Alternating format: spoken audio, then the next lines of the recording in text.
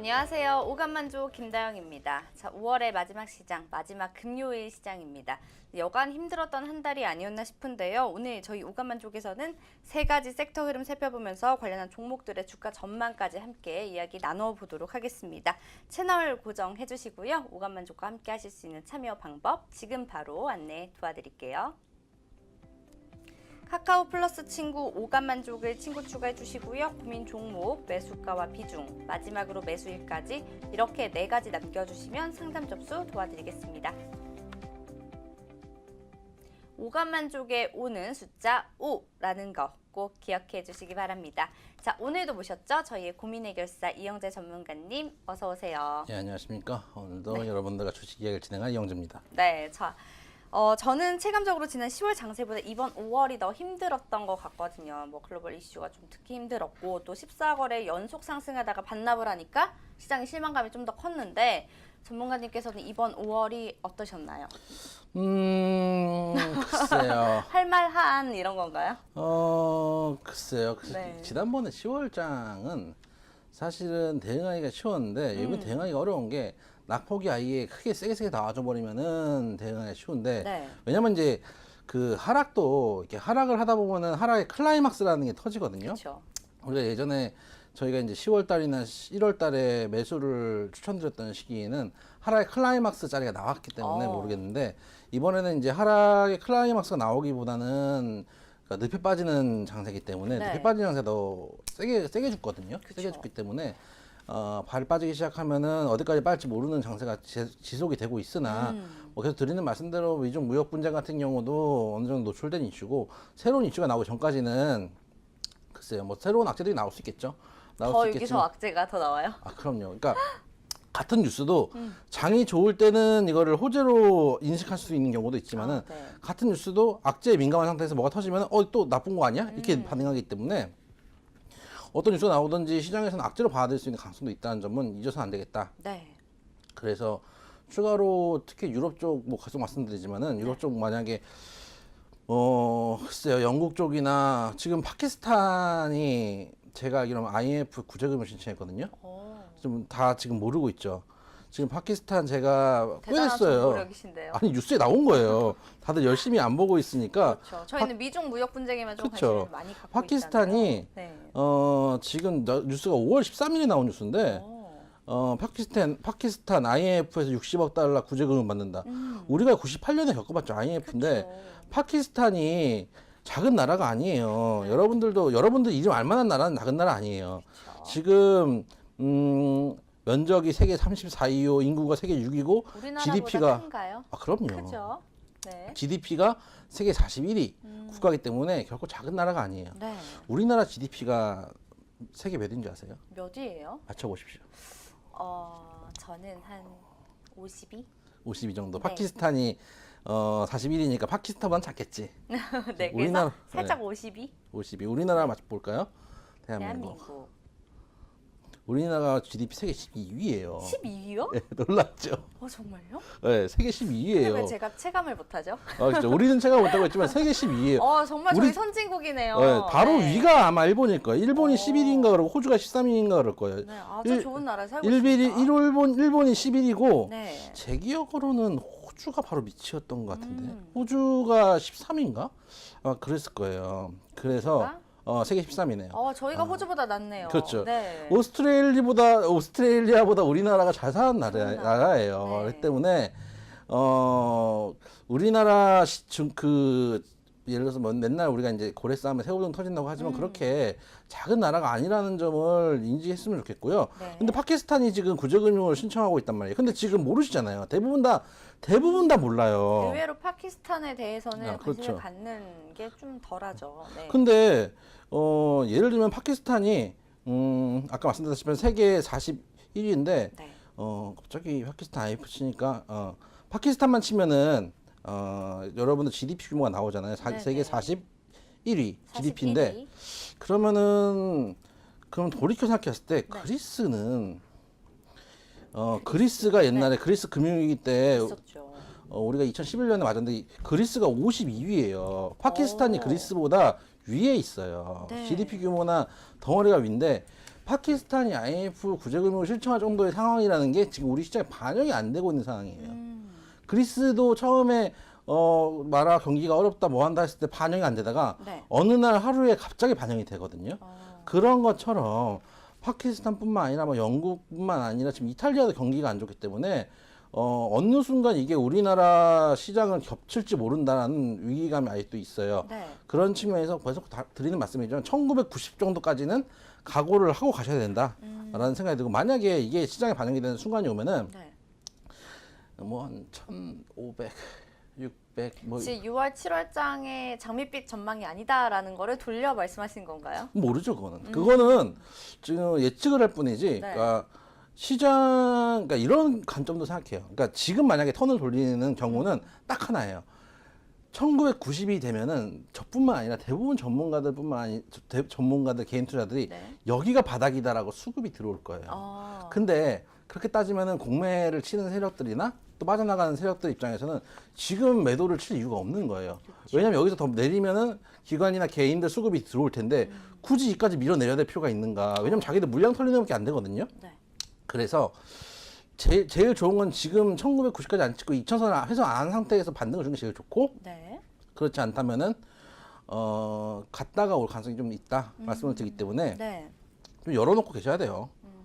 그래서 좀 각오를 하고 계셔야 되지 않을까 이런 생각이 됩니다. 네.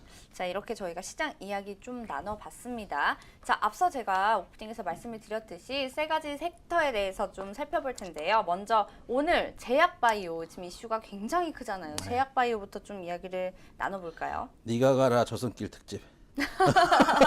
저희끼리 암묵적으로 너나 가라, 어, 너나 니- 가라 저승길 이렇게 네가 가라 했는데 저승길. 네, 제약바이오 지금 뭐 며칠 동안 뉴스에 엄청나게 나오고 있어요 지금. 지금 일단은 올해 제가 뭐 올 작년 말 올해 초에 상승장 한번 끝나고 계속 말씀드리는 게 제약바이오 끝물에 왔다라는 네. 말씀을 드리고 있어요. 계속. 그게 왜냐하면은 이 파동이라는 게 있어요. 그러니까 어느 섹터가 죽고 사는 것들이 이 시장에선 정해져 있는데 제약바이오는 벌써 한 5년 가까이 해먹었고 많이 했죠. 급등을 한 것도 한 2년 가까운 거의 예를 들면은 우리가 보면은 대장주라고 할 수 있는 셀트리온 같은 경우가 네. 셀트리온 차트를 보면은 거의 이제 제약바이오의 흥망성쇠가 보이는 차트거든요. 그래서 차트를 한번 보시면은 네. 거의 길게 보면은 한 번 시세를 세게 2015년부터 해가지고 슬슬 올라오다가 한 번 시세를 세게 줬거든요. 네.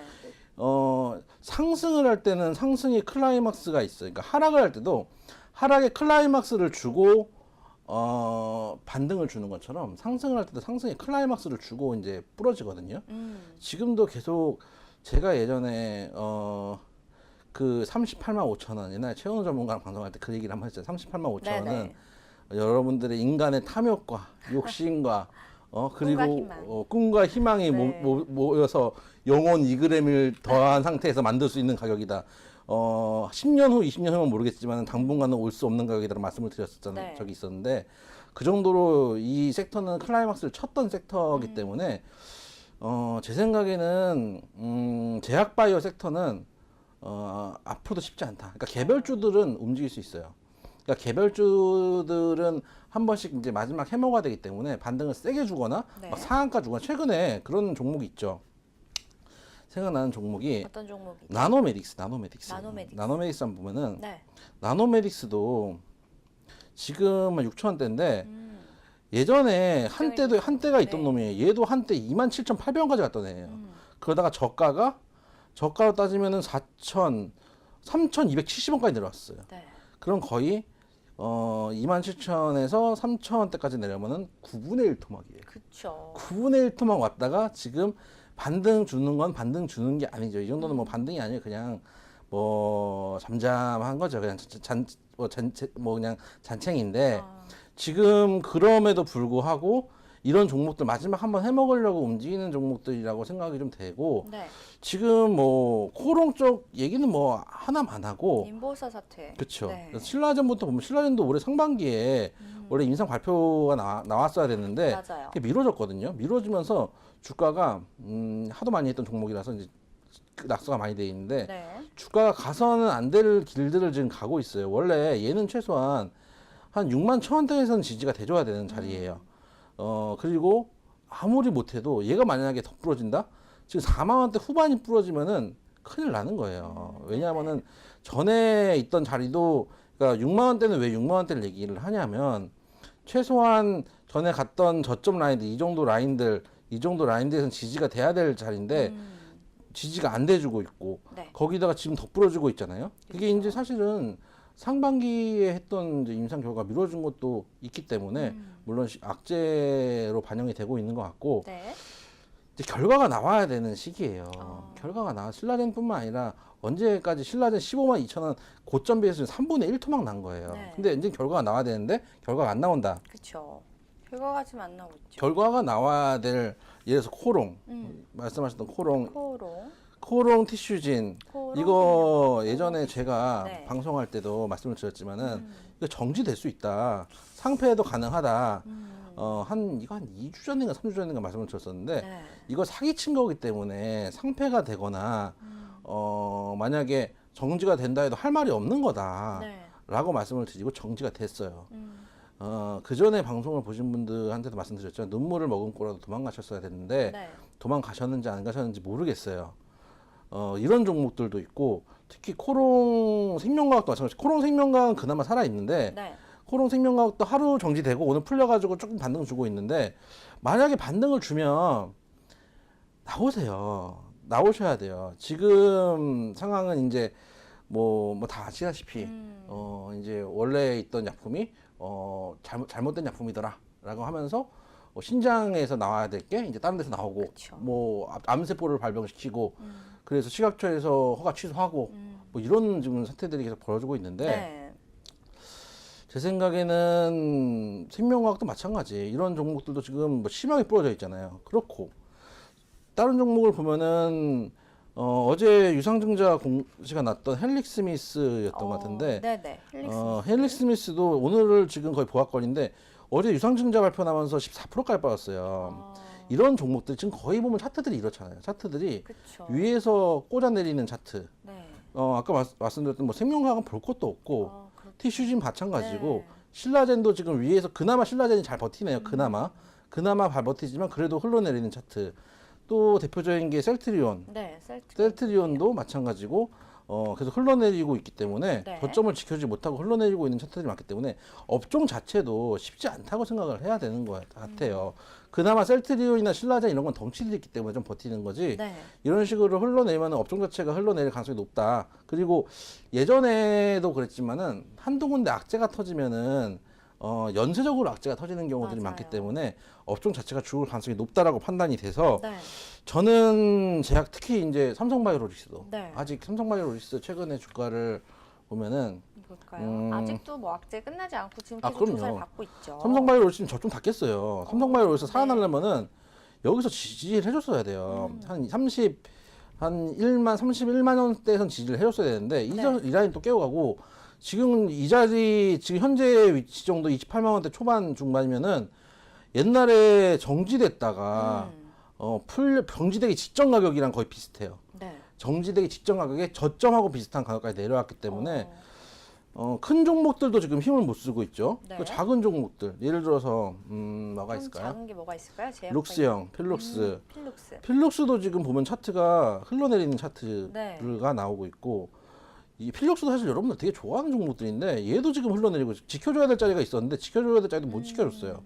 이런 종목들 최근에 대장급이었던 갈대 제작으로 갔던 동성제약 이런 애도 한 번 시세 주고 이게 한 번 해먹은 거죠. 네, 한 번 놀아보고 다음에 다시 빠지고 있고 그리고 여러분들이 잘 아는 네이처셀 네. 네이처셀도 뭐 올라올 기세가 없어요. 네이처셀 아직도 갖고 계시는 분 있으면 터세요. 이거 어차피 이거 못 올라와요. 뭐 올라올 기세들이 그 얘기는 뭐냐면은 여러분들 이름 들어봄직한 제약바이오 종목들이 대부분 하락 추세에 있다는 얘기는 그쵸. 결국은 뭔가 모멘텀이 터지면 개별주는 움직일 수 있겠지만 섹터는 쉽지가 않더라. 섹터는 아직 쉽지가 않다. 그래서 골로 갈 수 있는 가능성이 있는 섹터. 네. 니가 가라 저승길 1순위 후보 1번, 네. 후보 1번으로 제약바이오 섹터를 보고 있고 네. 여러분들 특히 제약바이오 섹터는 여러분들 시체가 많은 곳이기 때문에 그렇죠. 빠른 손절을 하셔야 될 수도 있어요. 그래서 뭐 예를 들면 물타기를 해가지고 뭔가 예전에 제가 한번 통계를 만들어서 드렸던 적이 기억이 나는데 네. 1기, 2기, 3기, 1상, 2상, 3상을 해놓고 1상, 2상, 3상으로 갈수록 그 성공 확률은 확률. 높아지지만 네.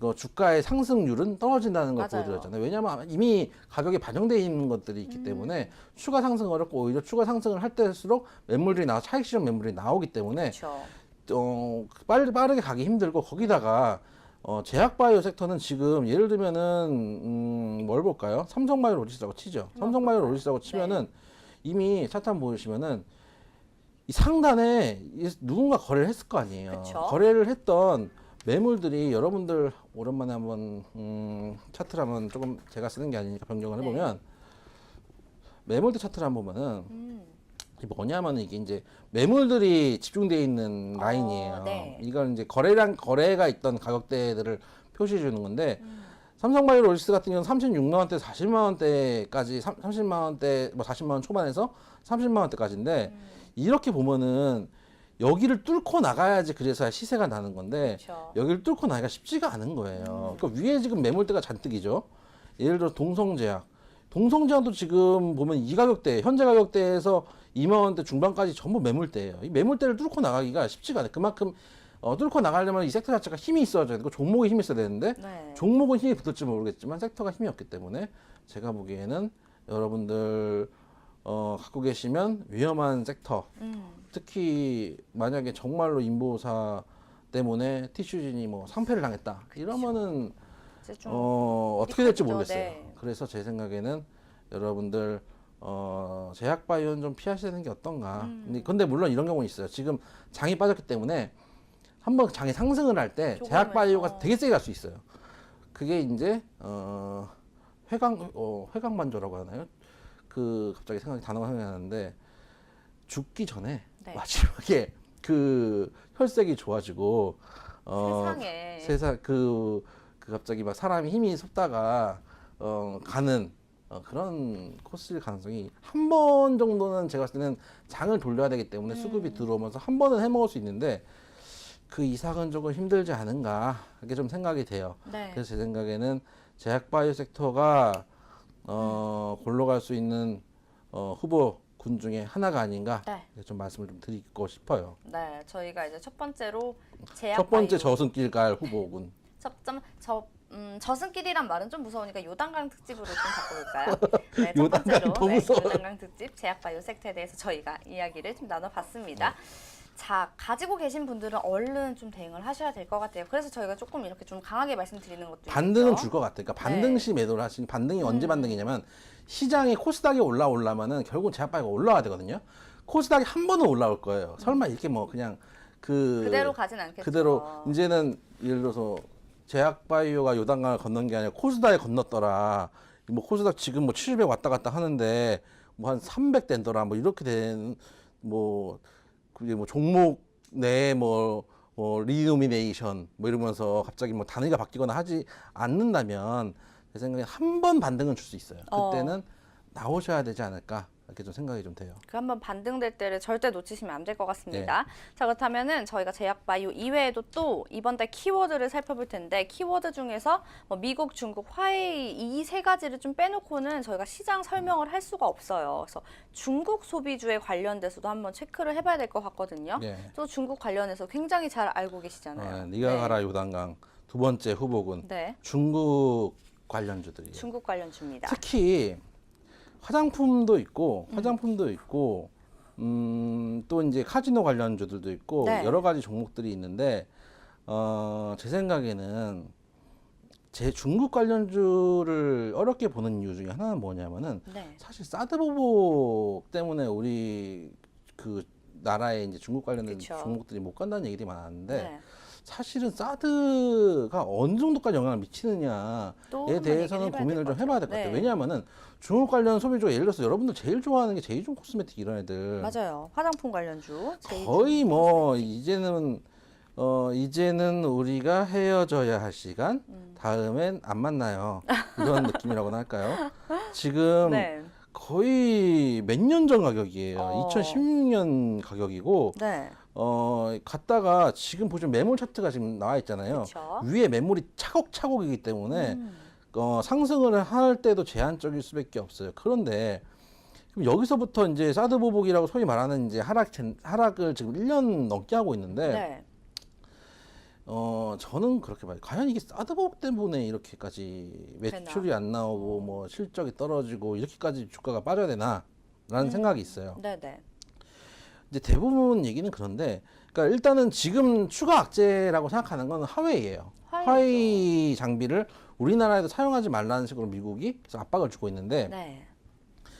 제가 들은 그러니까 뉴스에 보면은 LG U 플러스도 마찬가지고 정부에서 공식적으로 화웨이 장비를 쓰지 말라는 얘기를 하진 않았어요. 안 했죠. 네. 그런데 대놓고 쓰기도 힘들어요. 대놓고 쓰기도 힘든 입장이 그러니까 됐고, 눈치를 계속 보고 있죠. 왜냐하면은 네. 처음에 LG U 플러스 화웨이 장비를 쓴다고 했을 때부터 사실은 이슈가 있었거든요. 가격이 맞아요. 싸다는 이유로 어떻게 보면은 뭐 우리나라 장비들도 있는데 남의 거를 쓴다부터 해가지고 뭐 통신 보안 문제도 그때 나왔던 네, 얘기고, 나왔죠. 그런 측면에서 우리나라가 과연 미국의 압박을 어디까지 버텨낼 수 있을까라는 의문도 있고, 추가로 만약에 진짜로 조금이라도 우리가 지시하지 않았지만 암묵적으로 예를 들어서 LG U 플러스에서 원래 주문했던 양을 줄였다 예를 들면, 네. 그러면은 이제 추가로 보복이 들어올 수 있는 또 가능성이 있는 있죠. 가능성도 있죠. 거기다가 특히 중국 같은 경우는 중국 내부 옛날에 제가 이제 보일러 관련 종목 얘기했을 때 네. 말씀을 드렸었는데, 중국에서는 이제 제가 직접 전화를 해보니 중국 내부에서는 자기들 그 중화 사상 때문인지 모르겠지만, 네. 이제 우리가 이제 삼국에서 봤을 때는 중화상이라고 생각을 하겠지만 자기들은 또 그렇게 생각 안 하겠죠. 근데 이제 그 자기들 자국의 물건들을 써야 된다는 그런 주의들이 있다는 거죠. 예전에도 좀 말씀을 예. 해주셨었어요. 그래서 우리나라 물건들을 안 쓰는 이유 중에 하나가, 화장품 같은 경우는 물론 관광 올 비싸서도 때마다 있고. 찾지만 네. 실제로 그들의 소비에 비해서는 소득에 비해서는 우리나라 물건들이 결코 싸지 않고 네. 가격 경쟁력이 높은 것도 아니고, 음. 그때 제가 경동나비엔 얘기하면서 말씀드렸던 것 같은데, 볼까요? 경동나비엔 한번 보면은, 경동나비엔도 뭐 이제 여름철이니까 뭐 주가가 부러지고 있긴 하지만은, 그 당시 경동나비엔이 제 기억으로는 중국 내 뭐 지금 보유되어 있는 그 보일러 대수가 뭐 전국 전체 한 나쁘지 10%, 않다, 이렇게 나쁘지 않다. 얘기했었어요. 예, 네. 이렇게 얘기했었는데, 그 다음에는 실제로 자기 자국 내 물건들을 쓰는 성향들이 강하기 때문에 우리나라의 물건들 잘 쓰지 않더라. 맞아요. 그렇게 그런 게 기억이 나네요. 말씀을 드렸었는데, 네. 그리고 중국 소비 관련주 관련해서 일단 화장품도 별로고, 지금 차트가 보시다시피 다 부러져 있어요. 그러니까 이게 아까도 이제 제약바에 말씀드릴 때도 각 종목들을 보여드렸었는데, 차트들이 다 부러져 있으면은 네. 이게 가기가 힘들어요. 지금 아모레퍼시픽인데, 아모레퍼시픽은 그나마 좀 나은데, 네. 얘도 지금 흘러내리는 현재 장이 아니어서 이럴 수도 있어요. 근데 지금 전체적으로 봤을 때도 여기서부터 해서 지금까지 계속 꾸준하게 흘러내리고 네. 반등 줄 때 반등을 세게 못 줬기 때문에 역시 약세라고 봐야 되고, 네. 뭐 여러분들이 잘 아시는 뭐 한국콜라마 같은 경우도 네. 역시 흘러내리고 있는 차트고, 물론 장이 안 좋아서 그런 것도 있어요. 하지만 추가적으로 상승을 주기에는 조금 힘든 섹터가 아닌가 생각이 들고, 화장품을 제외하더라도 파라다이스 네. 이런 애들 그 카지노 관련 종목인데, 카지노 관련 종목인데 사실은 얘는 아무리 빠져도 이 자리 한 16,000원대 후반에서 17,000원대 지켜줘야 되거든요. 이게 네. 이제 소위 박스권 자리인데, 이 자리도 만약에 못 지켜주고 그대로 빠졌으면은 추가 하락 가능한 자리거든요. 그래서 제 생각에는 이런 종목들 다들 추세 자체가 하방이고, 또 사실은 중국 경기가 사실 좋으냐라고 하면은 좋다는 확진을 할 수가 없는 측면도 있기 때문에, 네. 과연 우리나라에 관광 오는 것들이 예를 들어서 처음에야 옛날 제주도 무비자로 입국했을 때 조금 신선도가 있을지 모르겠지만은, 네. 과연 옛날 같은 글쎄요 매출을 보일 수 있을까라는 의문도 있고, 의문도 있고. 또 중국 관련주들이 최근에 엄청나게 그 떡상을 했던 종목이 하나 있어요. 어떤 종목이죠? 차이나 그레이트라고. 차이나 그레이트. 보시면은 여기서 상한가인가요? 상한가 한 번, 네. 두 번 찍고 잠깐 조정 주잖아요. 음. 조정 준 다음에 정지. 심박이 끊어졌습니다. 이러면서 어. 그대로 멈춰 있잖아요. 네. 차이나 그레이트도 마찬가지. 옛날 차이나 하오란도 상폐됐고 음. 중국 원양자원도 상폐됐고 네.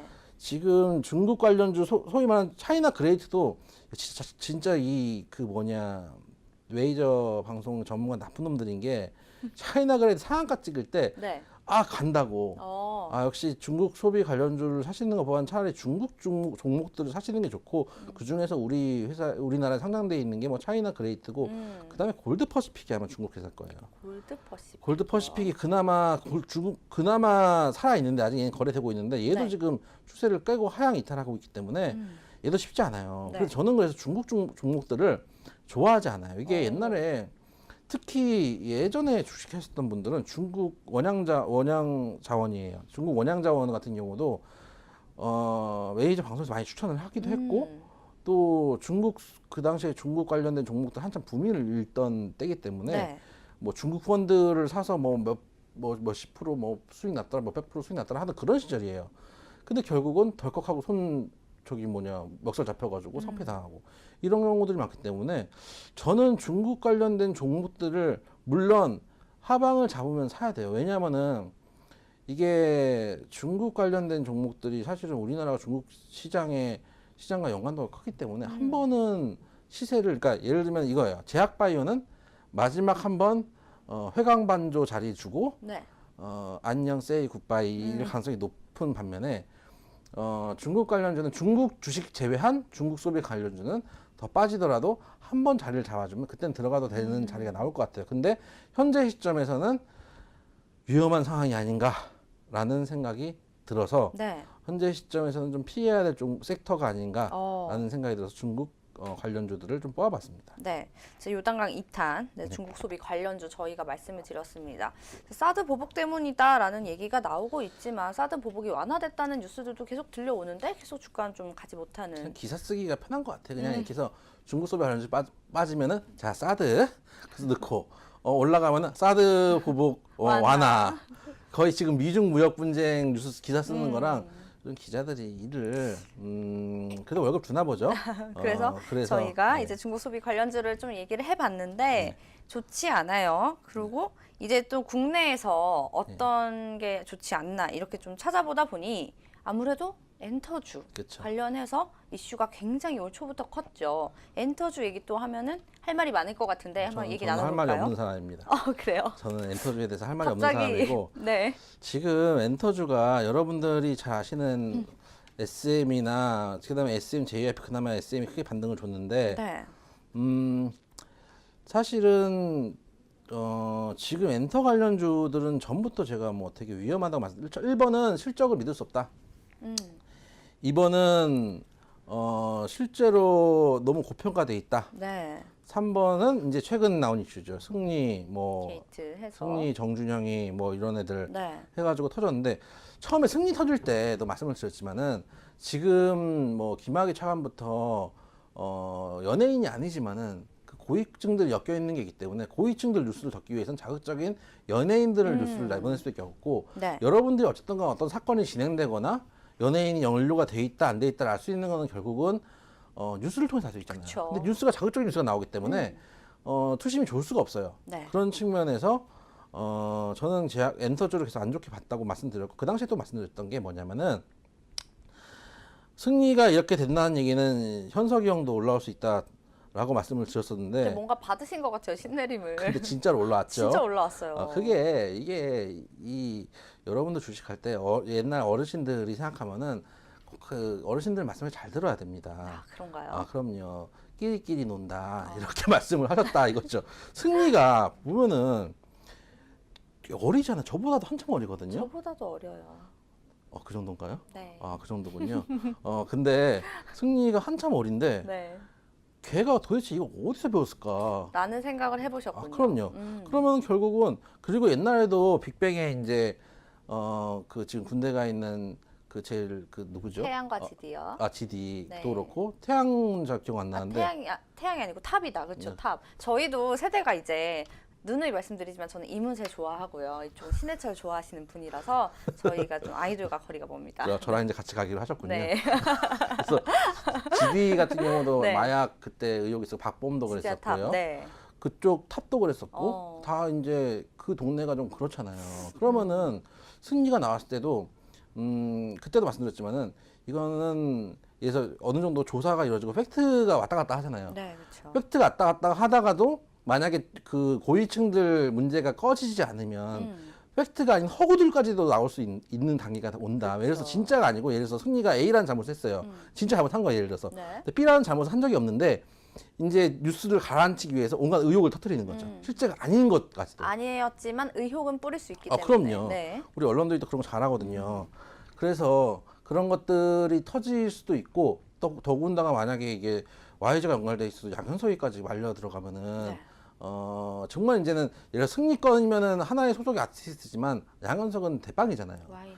그래서 YG이기 때문에 진짜로 YG 아니에요. 양군 아니겠어요. 그래서 제 생각에는 위험할 거라고 말씀을 드렸는데 이제 걸려왔죠. 지난번에 태국인가요? 거기 이제 고위층 접대할 때 싸이 소개로 네. 양현석이가 같이 가서 요는 뭐냐면 성매매를 한 적은 없지만 그 자리에 참석은 했다. 성 접대하는 자리에 그쵸. 있었다. 자리에는 이렇게, 있었지만 네. 접대하는 거를 본 적은 없고 나는 그 전에 나왔다. 네. 싸이도 나도 그때 현석영이랑 같이 나왔다. 이런 얘기가 나오지만은 조사하면 다 나와가 되기 때문에 그게 이제 MBC 스포트라이트인가 거기 네, 나왔더라고요. 그 프로그램에서 저도 봤었어요. 스트레이트인가? 네. 스트레이트였던 것 스포트라이트인가? 같은데. 예. 그런 종목 그런 뉴스 나왔는데 이젠 프로그램 명이 가물가물한 나이가 됐나요? 이제는 그 어제 한 일도 생각이 안 나요. 이게 오감만 쪽만 아니면 되죠. 그리고 이제 요즘은 밥을 먹고 네. 1시간 후에 밥 먹었나?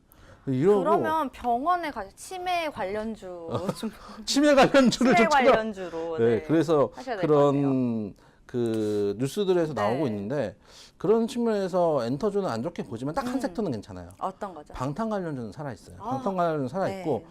특히 최근에 이제 주로 이제 LB 세미콘하고 DPC 키이스트 세 개를 얘기하는데 네네.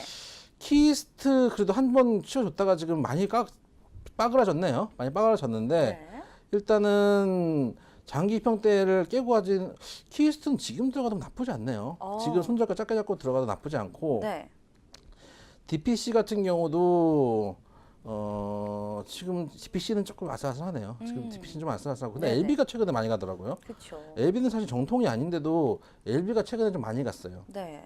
처음부터 좀 방탄 관련주로 많이 엮여서 예전에도 좀 시드를 받고. 예전에 그때도 제가 이제 말씀드렸었는데 LB는 정통 방탄주가 아니에요. 왜냐면은 아니었어요. 네. 빅히트 엔터의 지분을 LB라는 회사가 갖고 있는데 그렇죠. 빅히트 엔터의 지분을 LB가 갖고 있고 LB가 이제 만약에 LB의 지분을 LB 세미콘이 갖고 있으면은 네. 서로 이제 수익이 좋고 여기 좋고 여기 좋으면 좋게 되는데 되는 거죠. 이 LB라는 회사가 LB 세미콘하고 빅히트 쪽을 갖고 있기 때문에 네네. 이게 이제 아무리 좀 LB가 수익이 좋다고 해도 네네. LB 세미콘이 좋을 건 없거든요. 수혜를 받지는 않지만 그래도 관련주로. 네. 관련주로 엮여 있어. 하기사 따지면은 정치인 테마주는 테마주가 아니죠. 테마가 아니기 때문에 네. 그런 측면에서 그때도 말씀드릴 때 라고 생각해서 팩트는 별 관련이 없으나 네. 수급이 주식이라는 건 사면 올라가고 팔면 떨어지는 것이기 때문에 수급이 들어오면 그거를 이용할 줄 알아야 된다고 말씀을 드린 적이 있었어요. 네네. 그래서 지금은 방탄 쪽은 조금 잘 움직이는 것 같은데 그 외에는 좀 어렵다라고 네. 생각이 되는데 지금 제 생각에는 그래. 지금 말씀드렸던 세 가지 섹터가 있잖아요. 네, 세 그쵸. 가지 섹터 중에서 제일 그나마 단기적으로 안전한 섹터를 굳이 고르니까 누가 요단강을 건너다가 도로 헤엄쳐 나올 것인가. 네, 이제 저희가 제약바이오, 네. 그다음에 중국 소비 관련주, 그다음에 엔터주 중에서 네. 어떤 것이 가장 빨리 좀 빠져나오나. 그쵸. 네, 이제 어떤 것이 가장 괜찮을까? 이제 건너다가 네. 마이 묻다 아이가 그러면서 고마해라 마이 묻다 아이가 그러면서 다시 돌아 나올 섹터가 제 생각에는 네. 엔터예요. 엔터. 엔터. 왜 그렇게 생각하죠? 저는 지금 엔터가 가장 이슈가 많이 되기 때문에 사실 좀 위험하지 않을까 이런 생각했거든요. 제 생각에 예를 들면은 YG 엔터를 보면은 차트 네. 한번 보시면은 차트 볼게요. 여기서 더 깨질 거예요. 음. 더 깨질 것 같은데 제 생각에는 한 어느 정도 깨질까요? YG를 중심으로 봤을 때 아직은 왜냐하면 네. 수장에 대한 의혹이 있을 뿐 조사가 시작되지 않았기 때문에 네. 조사가 시작되면 더 깨지겠죠. 그렇죠. 그렇죠. 그래서 추가로 더 깨지고 추가로 한 2만 원대 중반까지 갔다가 아. 바로 반등을 줄 것 같아요. 왜냐하면 네. 이번에 승리가 구속이 안 되잖아요. 음. 승리가 구속이 정준영이는 거의 뭐 이미 사형 선고를 받았죠. 5년형 받았죠. 거의 뭐 사형 선고 그것도 사회적으로 사형 선고를 그쵸, 받은 그쵸. 거의 상황인데 승리는 가지 않아요. 네. 그 얘기는 뭐냐면은 너무 많이 엮여 있는 거예요. 옛날에 제가 이제 법무를 많이 했잖아요. 네. 법무를 많이 하기도 하고 또 개인적으로 소송을 좀 해봤거든요. 그러니까 저도 예를 들어서 그 근로자로서 회사에 취업하다가 돈을 못 받은 적도 있고 네. 돈을 못 받은 적도 있고 또 개인적인 송사들을 했는데 예를 들어서 그런 얘기 하잖아요. 네. 삼성하고 혹은 뭐 현대나 기업하고 개인이 소송을 붙으면 뭐 개인이 이런 이길 수가 없다는. 계란으로 바위치기 이런 얘기 그쵸. 하잖아요. 근데 이게 이길 수 있는 방법이 하나 있어요. 제 경험상 이길 수 네. 있는 방법이 뭘 것 같아요? 글쎄요. 이길 수 있는 방법이요? 그걸 알면 저 좀 알려주세요. 저는 어떻게 하냐면은 조직하고 개인하고 붙으면은 서로 감당할 수 없을 정도로 일을 크게 키워버려요. 이게 왜냐면 개인은 잃을 게 없잖아요. 조직은 잃을 게 많거든요. 그래서 일을 아주 크게 키워버리고 막 언론사에 막 제보하고 막 난리를 치면은 이게 일이 서로 감당할 수 없을 정도로 크게 키워지면 해결이 돼요. 그래요. 예. 근데 마찬가지예요. YG 같은 경우도 지금 보니까 분위기를 승리가 구속 안 되고 뭐 하는 거 보니까 지금 150명 수사관을 투입해 놓고도 승리 하나 구속을 못 시켜요. 이건 뭐냐면은 그러니까 정준영은 어떻게 보면 한 연예인의 일탈에 가까운 행동이었는데 승리랑 양현석이랑은 이미 고위층하고 너무 짬짬이가 많이 되는 거예요. 너무 많이 엮여 있는 거 이미. 이 문제가 너무 큰 거. 이거를 잘라내려면 제가 보면은 거의 뭐 경찰 조직이 태반이 날아가야 될 수도 있어요. 그런 제가 보기에는 그래서 구속까지 안 되는 거는 구속 안 되는 소식 좀 충격받았어요. 왜냐면은 저희도 다 국민들이 다 구속이 안 된다고 뭐 이런 시각도 있으셨을 것 같아요. 물론 형법상 불구속 수사가 원칙인 건 맞아요. 네. 불구속 수사가 원칙인 건 맞고 그 도주 위험과 도주 위험이 없으면 또 불구속 수사죠. 예, 그러니까 도주 위험 네. 저도 공부한 지가 오래돼가지고 기억이 안 나요. 말씀을 하세요. 도주 위험, 네. 증거 인멸 위험, 뭐 무슨 불응 위험 이게 두 문자로 외웠었는데 기억이 형사소송 공부한 지 오래돼서 기억이 안 나는데 네. 그래서 이 그런 일정 위험이 위험만 있고. 있을 때에만 구속을 할 수가 있고 원칙적으로 구속이 안 되는 게 네, 맞긴 네. 맞아. 근데 현실은 그렇지 않거든요. 그럼 정준영이는 바로 구속이잖아요. 근데 승리는 아직까지 구속이 안 돼 있다는 얘기는 일단 증거 인멸의 위험이 좀 낮다고 판단한 거죠. 왜냐하면 자기가 적극적으로 조사를 받으러 왔기 때문에 네. 그런 측면도 있겠지만은 사실은 너무 문제가 큰 게 아닌가. 깔 수가 없는 게 아닌가. 경찰 조직이 다치는 게 아닌가. 너무 이미 서로 손댈 수가 없는 상황이 아닌가. 그러니까 그 암 환자를 치료하다가 네. 이렇게 복부를 까잖아요. 까고 암이 전신에 전이가 됐어요. 그럼 닫아요. 수술을 하지 않고. 그렇죠. 닫습니다. 네. 제가 보기에는 그런 느낌을 받았어요. 그 얘기는 뭐냐면 반대로 얘기하면 이 문제가 양현석까지 갔지만 그냥 그렇게 끝날 가능성이 높다고 봐요. 그러니까 추가로 조사하고 뭐 하고 사실은 지금 양현석 문제가 터진 거는 경찰이 조사를 해서 터진 게 아니라 얼개 언론사가 터뜨린 거잖아요. 그럼 결국은 경찰은 조사를 안 하고 지금 숨기고 있는데 언론사들이 거기에 대고 하는 거밖에 안 되는 거예요. 근데 결과적으로 승리도 마찬가지예요. 경찰이 조사 안 하니까 어떻게 할 수가 없는 거예요. 그렇잖아요. 구속도 시키고 뭐 이제 기소도 하고 해야 되는데 경찰만 관련돼 있겠습니까? 검찰도 관련돼 있고 뭐 했겠죠. 그래서 제 생각에는 이게 덮어질 가능성이 높겠구나라는 생각이 들었어요. 특히 연예인 관련된 문제는 신선도가 좀 떨어지면 좀 관심이 식거든요. 그런 측면도 좀 있어서 네. 오히려 엔터주가 좀 빨리 빠져나오겠다라는 생각이 들고요. 그러면 한 달 후에 저희가 이제 네. 주가를 좀 예측을 해보자면 YG 엔터테인먼트를 어느 정도까지 올라올 수 있겠다라고 예측을 좀 해주실 수 있나요? 32,000원 봅니다. 32,000원이요. 네. 32,000원 지금 3만 원대인데 3만 원 네. 초반에서 2만 원대 왔다 갔다 하는데 이게 한 번 더 부러졌다가 네. 한 32,000원까지는 반등을 줄 것 같아요. 한 달 정도 있으면은 반등 한번 주고 32,000원대, 3만 원대 초중반 가격까지는 오지 않을까. 그래서 한 번 부러지고 다시 올라올 가능성이 높다라고 네. 생각해서 한 YG만 기준으로 봤을 때 한 YG 는. 32,000원 한 35,000원대 사이까지는 오지 않을까라는 생각이 듭니다. 네, 자 YG 엔터가 그 정도 올라오면 뭐 그때쯤이면 엔터주도 어느 정도 조금씩은 움직임을 보여주겠죠. 자 그렇다면 엔터주도 저희가 살펴봤으니까 이제 제약 바이오 관련해서도 조금 주가를 예측해 볼게요. 이제 제약 바이오가 워낙 안 좋긴 하지만 그래도 어느 정도 시간이 지나면 이것도 움직일 거잖아요. 네, 어느 정도 볼까요? 제가 보기에는 제약 바이오는 그러니까 세 종목 세 섹터 중에 네, 제약 바이오는 그냥 개인적인 예상이에요. 네, 개인적인 개인적인 예상인데 예상. 끝났어요. 제가 보기에는 거의 이제 마지막 이제 피날레를 할 수는 있거든요. 피날레를 할 수 있는데 예를 들면 코오롱 생명과학을 봤을 때 코오롱 생명과학 볼게요. 지금 또 보유하고 계신 지금 분들 굉장히 그쵸, 많으실 2만 거거든요. 원대인데 네, 한 달 후에 15,000원 봅니다. 15,000원이 네. 되면 빨리 대응을 해야겠네요. 그렇죠? 15,000원 되면 대응하면 안 되죠. 15,000원 되면 이제 기도해야죠. 15,000원은 대응의 영역이 아니에요. 아니에요. 솔직히 말씀드리면은 코오롱 생명과학 제가 처음에 들어도 손절가 47,000원이었잖아요. 네, 아직도 그쵸. 기억나는데 47,000원이었는데 거기가 손절가였고요. 그 이하의 많이 영역은 그냥 기도 영역이. 그러니까 보유하신 분들은 기도 영역이고 보유하지 않은 분들은 짤짤이 칠 수 있는 단기 트레이딩의 영역이지 여기서는 이미 갖고 계신 분들이 대응하기도 너무 늦었다. 뭐 대응을 하겠다? 그냥 이건 이제 없는 돈이에요.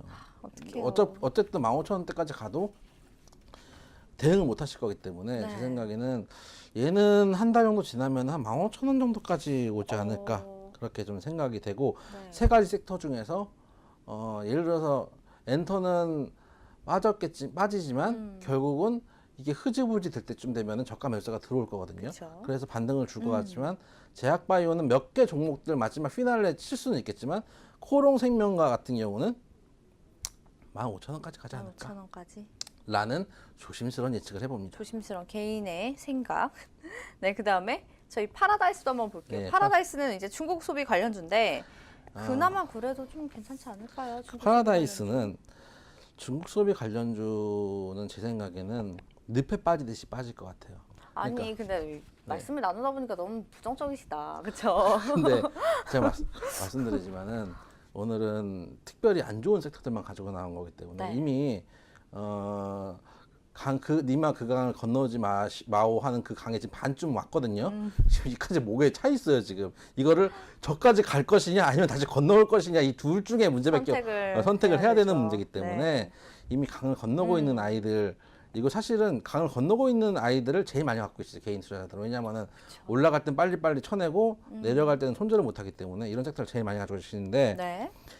얘 같은 경우는 만약 파라다이스 기준으로 보면은 한 달 12,000원까지도 가능하다고 생각해요. 12,000원. 네, 12,000원 사실 엄청나게 빠지는 건데 왜 그러냐면은 추세가 하락 추세가 세요. 그러니까 지금 파라다이스는 적어도 이 라인을 넘어섰으면 안 되는 거였어요. 그러니까 라인을 보면은 이 라인을 최소한 17,000원 아까 말씀드렸던 이 라인은 부시면 안 됐거든요. 네. 근데 이거를 부시는 어떻게 보면은 박스권을 이탈하는 하락 초기 국면이에요. 어떻게 보면은. 그렇기 때문에 추가 하락할 여지도 많고 네. 실제로 만약에 중국하고 미국하고의 관계가 안 좋아지면 안 좋아질수록 우리나라가 이제 새우등 터질 가능성이 높은데 네. 추가적인 악재가 발생했을 때 추가 하락도 가능한 영역이 될 수 있기 때문에 제 생각에는 한 12,000원까지는 가지 않을까 단기에 12,000원. 네. 12,000원대까지 가면은 그때는 좀 고민해 볼 수 있는데 12,000원 전까지는 일단 입질하면 안 되는 게 아닌가라고 생각해서 지금 세 섹터 중에서 저는 제약 바이오가 제일 리스키하다고 보고요. 네네. 또 이제 뭐 유중 지금 나오고 있고 아까 헬릭스미스도 봤지만은 유중 나오고 막 뭐 하던 거 부러지고 뭐 이제 뭐 개판 5분전이 될 수도 있어요. 그렇기 때문에 제일 위험하다고 보고 있고 네. 그 다음에 안 좋게 보는 게 중국. 왜냐하면은 지금 미중 무역 협상 분쟁 초기 국면일 수도 있어요. 그러니까 초기 국면이라는 게 새로운 지금 이슈가 터진 거에 추가 이슈들이 나올 수도 있고 네. 또 우리도 적극적으로 중국하고 뭘 하기가 힘들어진 상황이 돼 버렸어요. 그쵸. 그런 측면에서 제 생각에는 이 섹터가 이제 제약 바이오 다음으로 강을 건너가고 있는 섹터고 네. 그나마 엔터주는 너무 사건이 커요. 내가 봤을 때는 위에 선까지 이 예전에 네. 들은 얘기인데 네. 이 얘기 또 이거 봐봐요. 얘기해도 되나? 그러면 제가 뭐라 그랬나요? 얘기를 하면 안 된다고 말씀을 예전- 누누이 들었지만 예전에 네. 실제로 제가 이제 법대 출신이잖아요. 그렇죠. 그럼 고위층에 있는 형님들이 좀 선배님들이 계세요. 너무 많이 엮여 있어요. 너무 많이 엮여 있고 실제로 성적인 얘기들도 꽤 이게 신빙성이 없는 게 아니에요. 네네. 신빙성이 없는 게 아니라서 여러 가지 문제들이 엮여 있으니까 이게 그러니까 이게 문제가 없어서 네. 살아나는 섹터가 아니고 문제가 너무 커서 그러니까 그래서 검찰도 그 형님이 검사거든요. 네. 검찰도 보호해야 되고 검찰도 보호해야 되고 경찰도 보호해야 되고 판사들도 있고 거기다가 뭐 예를 들면 지금 같은 경우도 싸이가 외국에 있는 누구 투자자들을 데려와서 양현선 소개시켜주고 뭐 이런 얘기잖아요. 네. 근데 예를 들면은 뭐 엔터사도 뭐 김앤장 이런 데 통해 가지고 검사도 소개받고 다 이제 선후배잖아요. 네. 예를 들면은 사건만 아니면은 선배들 동문회 가보면은 선배들도 뭐 판사도 있고 검사도 있고 변호사 있고 지들끼리 다 모여서 술 먹고 해요. 그렇죠. 그렇기 때문에 제 생각에는 문제가 너무 커서 오히려 문제를 해결을 못하고 덮을 거기 때문에 네. 그나마 제일 나은 섹터가 엔터고 그 다음이 중국 소비주 그리고 제약바이오가 좀 제일 위험해 보인다. 네. 그렇게 좀 말씀을 드리고 싶어요. 물론 결과가 이렇게 되라는 법은 없죠. 네. 하지만 제가 보기에는 제일 위험한 섹터 3개 중에서 굳이 순서를 뽑으라면 그런 순서다 말씀을 좀 드리겠습니다. 네, 자 저희가 한 달 후에 뭐 어떻게 주가가 좀 나올까 예측을 해본 결과 YG 엔터는 3만 원, 코오롱 생명과학은 15,000원, 파라다이스는 12,000원 이렇게 좀 저희가 조심스레 주가를 예측을 해봤고요. 이거는 정말 이용자 전문가의 개인적인 견해가 들어있는 그럼요. 거예요. 네. 그렇기 때문에 한 달 후에 저희가 이제 주가가 어떻게 변동이 될지 한번 더 지켜보도록 하고요. 오늘 저희가 말씀 나눈 종목들에 대해서 조금 더 집중 있게 보시면서 지금부터 좀 대응을 차근차근 전략을 좀 짜시면 굉장히 좋을 것 같습니다. 자, 오늘 저희 이영자 전문가와 많은 이야기 나눠봤고요. 저희가 좀 세게 말했지만 요단강 특집으로 위험한 리스키 종목들 다음에는 좀 좋은 걸 특집으로 할까? 아니면 그럴까요? 꽃길 특집 이런 거 할까? 너무 좋죠. 꽃길 특집 앞으로 네. 갈 종목들. 네. 왜냐면은 저희 방송하는데 제가 이제 왜 이 얘기를 드리냐면은 네. 저희가 이제 오전 방송이나 할 때 앞으로 갈 종목들 뭐 많이 얘기를 하잖아요. 그쵸. 그러니까 죽을 종목들도 사실은 손절이 제일 저는 중요한 생각이기 때문에 자기 수익을 방어하는 것도 제일 중요하거든요. 그래서 그쵸. 죽을 종목도 한번 했는데 네. 너무 음침하니까 다음에는 네. 그 살아온 종목들, 뭐 재상장 종목 이런 거, 네. 지옥에서 돌아왔다 뭐 이러면서 불사조 종목 특집 너무 좋네요. 뭐 이런 거 한번 해야 되겠어요. 네. 자, 오늘 너무 다양하고 알찬 이야기들 나눠주신 이영자 전문가께 인사드릴게요. 감사합니다. 감사합니다. 네, 저희가 준비한 오감만족 순서는 여기까지입니다. 자, 이번 한 달 우리 투자자분들 정말 많이 수고하셨습니다. 어둠이 지나면 다시 밝은 해가 뜨기 마련이죠. 잘 버텨주시고 잘 견뎌주신 만큼 다가오는 6월 시장은 더 좋아지기를 기다려봅니다. 저희는 6월에 다시 좋은 소식으로 인사드리겠습니다. 슬기로운 투자 생활은 ITBC와 함께 ITBC 채널 좋아요와 구독 꼭 눌러주세요. 오늘도 시청해주신 여러분 고맙습니다.